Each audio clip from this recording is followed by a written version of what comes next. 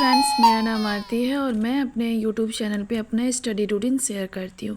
आज मेरे दिन की शुरुआत हुई थी सुबह 4:54 पे। और सबसे पहले मैंने फ्रेशन अप होने के बाद जो है आ गई थी अपने स्टडी टेबल पे। हाँ, सर्दियों के मौसम में थोड़ा थोड़ा तो सर्दी अब एंट्री कर रही है तो थोड़ा सा आलस आती है, बट मैं कोशिश करती हूँ कि उठ जाऊँ थोड़ा लेट से भी, बट जग जाओ। और यहाँ पे मैंने एनसीईआरटी सार संग्रह का बुक निकाली हूँ, जिसमें कि मैं पढ़ूँगी अभी बायोलॉजी इससे। और आज मेरा टारगेट है कि मैं पूरा बायोलॉजी के सेशंस को इससे कंप्लीट करूँगी।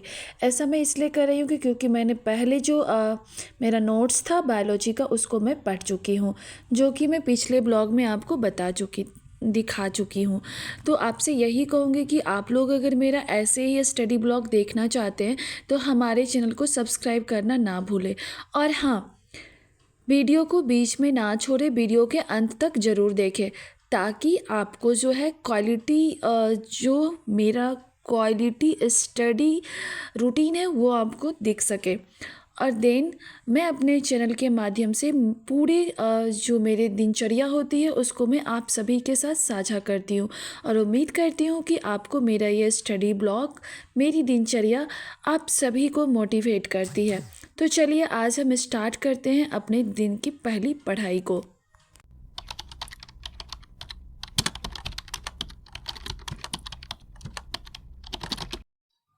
तो मैं इस बुक को अभी पढ़ रही हूँ अपने एसटीईटी के एग्ज़ाम के लिए। एसटीईटी का एग्ज़ाम जैसे आप सभी को पता है कि जो 2025 में होने वाला है, और वो एग्ज़ाम है मेरा नवंबर मंथ में। और अभी चल रहा है छठ पूजा का सीज़न, तो मेरी पढ़ाई उतनी इफ़ेक्टिव नहीं होती है, पर मैं कोशिश करती हूँ कि दिन में कम से कम जो है 2 से 3 घंटे भी अपनी पढ़ाई को अभी कर लूँ। और यहाँ पे मैंने सबसे पहले स्टार्ट की हूँ पोषण चैप्टर। पोषण मैं यहाँ पे पढ़ना शुरू की हूँ और आप सभी के साथ मैं जो हूँ इस सेशन को कंप्लीट करने के बाद कुछ क्वेश्चंस भी करूँगी। तो आप सब जो है वीडियो को कंटिन्यू देखिए। और कहते हैं ना कि अगर आपके इरादे मजबूत है ना तो आपको सफलता एक ना एक दिन ज़रूर मिलेगी। और हाँ, सभी के जीवन की समस्याएं का जो स्तर होता है वो अलग अलग होता है। तो मेरे दोस्तों, आप जितने भी लोग हमारे ब्लॉग को देखते हैं, मैं सबको यही कहूँगी ना कि कभी भी अपनी समस्याओं से डरे नहीं, क्योंकि ज़िंदगी है तो समस्या है, ज़िंदगी नहीं है तो समस्या नहीं है। हमारा लाइफ जो है वो हमेशा हमारे जीवन में कई स्तर पे, अलग अलग स्तर पे जो होते हैं, ये मेरा टेस्ट लेते रहती है। और हम सभी को रुकना नहीं है, बल्कि उसका समाधान ढूंढते हुए आगे निकलना है और ख़ुद को हमेशा जो है पॉजिटिव रखना है। और कई सारी बातें जो मैं ये भी बताना चाहती हूँ कि आप जितने भी लोग हैं या मैं खुद भी, कई बार हमारे दिमाग में क्या होते हैं कि निगेटिव थॉट्स आते हैं।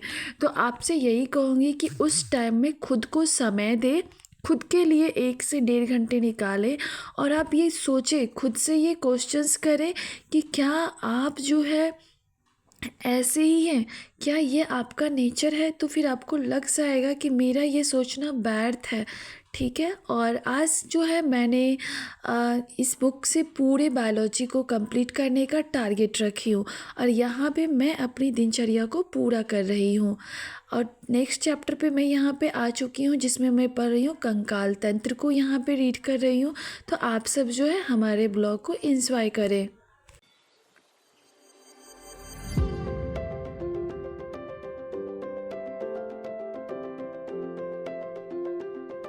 फ्रेंड्स, तो अभी मैंने बायोलॉजी का सेशन 3 चैप्टर को कवर किया है एनसीईआरटी सार संग्रह से। तो चलिए आपसे भी कुछ क्वेश्चंस कर लेते हैं। सबसे पहला क्वेश्चन आपके लिए ये है कि आप लोग मुझे बता सकते हैं कि हमारे शरीर में जो होता है वो हमारे शरीर में जो होता है प्रोटीन का पाचन कौन सा एंजाइम करता है, ये मुझे बता सकते हैं। तो इसका आंसर हो जाएगा ट्रिप्सिन करता है। दूसरे क्वेश्चन की हम लोग बात करते हैं कि जो गेहूँ होता है, गेहूँ में कौन सा प्रोटीन पाया जाता है। तो ग्लूटिक प्रोटीन जो होता है वो गेहूँ में पाया जाता है। और सबसे अधिक प्रोटीन किस में होता है, तो वो होता है सोयाबीन में। सोयाबीन चॉक नहीं, वो जो हम लोग खाते नहीं, सोयाबीन दाल वाला होता है, उसमें सबसे ज़्यादा प्रोटीन पाया जाता है, ठीक है। और देन अगर हम लोग बात करते हैं कि हम लोग जो स्वप्न देखते हैं उसको मैक्सिमम टाइम तक याद रखने में कौन सा प्रोटीन या विटामिन जो होता है वो हेल्प करता है, हमारे स्वप्न को याद रखने में विटामिन B6 जो होता है लंबे समय तक याद रखने में मदद करता है। और मेन है कि जो सब्जी होता है, सब्जी में मुख्यतः क्या पाया जाता है, तो यहाँ पे सब्जी में मुख्यतः जो होता है वो पाया जाता है विटामिन। और देन हम लोग बात कर लेते हैं कि जो हाँ, एक ना नाम हमसे पूछा जाता है जो कि मैं हमेशा भूलती हूँ। जैसे मान लीजिए कि B1 को थायमीन बोला जाता है, B2 को राइबोफ्लेविन बोला जाता है, B3 को निकोटीनिक बोला जाता है, B5 को पेंटाथेनिक अम्ल बोला जाता है, B6 को पायरीथायराइड बोला जाता है, B7 को जो होता है बायोटीन बोला जाता है, B9 को जो होता है फॉलिक अम्ल बोला जाता है, B12 को साइनोकोबाल्टिन बोला जाता है। ऐसे इस नाम को जानना है। तो मिलते हैं फिर हम नेक्स्ट स्टडी सेशन में। हे फ्रेंड्स, तो अभी चल रहा था कार्तिक मास और मैंने फ्रेशन अप होने के बाद फिर से यहाँ पे आ चुकी हूँ गर्म पानी और चाय बनाने के लिए, जो कि ये मेरा डेली का मॉर्निंग रूटीन है। और अभी चल रहा है कार्तिक मास, तो मुझे 6 साढ़े 6 से पहले स्नान करना पड़ता है, तो मैं कर चुकी हूँ। और नेक्स्ट मॉर्निंग लुक, और मैंने पूजा किचन ये सारा क्लीनिंग कर लिया है और अभी बैठी हुई हूँ चाय पी के, और आपके साथ शेयर करती हूँ ये प्लांट्स, यू कैन सी। सो आप सभी से कुछ बातें बोलना है कि आप जितने भी कैंडिडेट हैं जो भी हमारे ब्लॉग को देखते हैं, उनसे मैं ये कहना चाहती हूँ कि आप सब जो है अभी DAV का एक रिक्रूटमेंट आया है, आप उसका फॉर्म फिलअप कर सकते हैं। 30 तक अप्रॉक्स डेट है और 10 या 12 तारीख से स्टार्ट हुआ था फॉर्म भरवाना।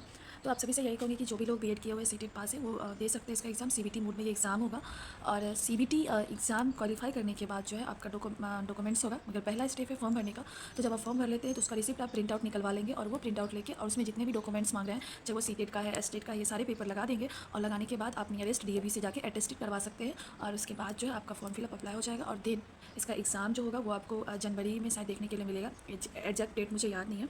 तो जितने भी हमारे व्यूवर्स हैं वो इस फॉर्म को भर सकते हैं और ये हमारे स्टॉप लोगों ने भर ही लिया होगा। तो यही इन्फॉर्मेशन था मेरे इस ब्लॉग के माध्यम से आप सभी को देना है। और हाँ, अगर आप लोग चाहते हैं कि मैं ऐसे ही स्टडी ब्लॉग डालती रहूँ और आप सभी को मोटिवेट करती रहूँ, because I am a house maker, a mom तो बहुत सारी रिस्पॉन्सिबिलिटी के साथ साथ एक सबसे ऊपर का जो रिस्पॉन्सिबिलिटी है वो है मेरा खुद का सपना, मेरा खुद का career, how to manage my every responsibility. तो जिस तरीके से मैं अपने टाइम को मैनेज करती हूँ आप लोग भी कर सकते हैं। और आने वाले समय में मैं स्टडी हार्ड चैलेंज भी लेके आऊँगी। तो जो भी लोग हमारे ब्लॉग को देखते हैं वो ज़्यादा से ज़्यादा शेयर करें और जो है सब्सक्राइब करें हमारे चैनल को। Bye bye. तो जय छठी मैया, और आज था छठ पूजा का नहाई खाई, तो मैंने प्रिपेयर की हूँ यहाँ पे कुछ मॉर्निंग का खाना जो कि आप सभी के साथ शेयर कर रही हूँ।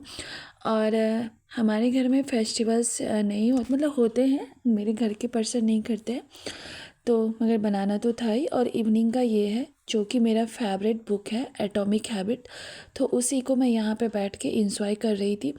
मुझे ना मतलब बुक रीडिंग एक इन्जॉयमेंट लगता है, ऐसा नहीं है कि मुझे बर्डन लगता है। जब भी मैं कभी फ्री रहती हूँ तो ऐसा करती हूँ। और आप सभी को भी कहूँगी कि आप बुक रीडिंग पे थोड़ा सा ज़्यादा फोकस करें, डिजिटल चीज़ों से दूर रहें। और मिलते हैं फिर हम नेक्स्ट ब्लॉग में, तब तक के लिए अपना ध्यान रखें और हमारे चैनल को सब्सक्राइब करना ना भूलें, ताकि ऐसे ही ब्लॉग में लेके आती रहूँ। Bye bye.